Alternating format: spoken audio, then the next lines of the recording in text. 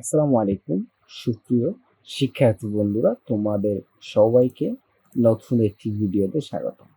আজকে আমরা 2025 সালের বইটি নিয়ে আলোচনা করব।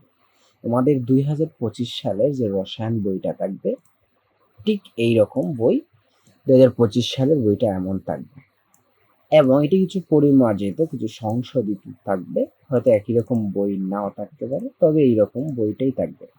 চলো আমরা এই 25 সালের বইটা দেখে আসি যে কি কি সূচিপত্র সহ কি কি অধ্যায় রয়েছে, তোমরা কি কি পড়বে।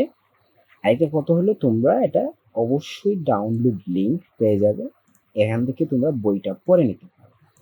তো আমরা সূচিপত্রের থেকে এই প্রথম যে অধ্যায়টা আসে, এটা হলো রসায়নের ধারণা।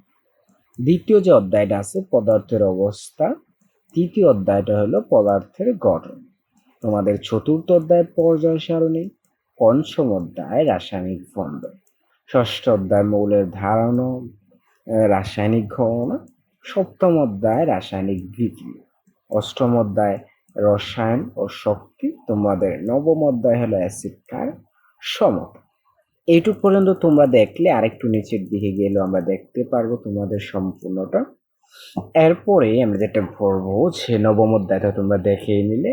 দশম অধ্যায়টা তোমাদের হইতেছে খনিজ সম্পদ, ধাতু ও ধাতু। একাদশ অধ্যায় জীবাশ্ম। দ্বাদশ অধ্যায় আমাদের জীবনের রসায়ন। এই টোটাল 12টা অধ্যায় তোমাদের রসায়ন বইয়ে থাকবে, এবং তোমরা এইগুলাই পড়ে নিতে পারো। তবে অবশ্যই এই বইটা কিন্তু 2023 সালের বই ছিল। এটা তোমাদের, আমরা তো অবশ্যই জানি শিক্ষা বোর্ড ইতিমধ্যে প্রকাশ করে দিয়েছে যে 2025 সালের বইটা কিন্তু 23 সালেরই হবে, এবং এই বইটা কিন্তু কিছু পরিমার্জিত, কিছু সংশোধিত হতে পারে, তবে এই বইটাই তোমরা পেয়ে যাবে।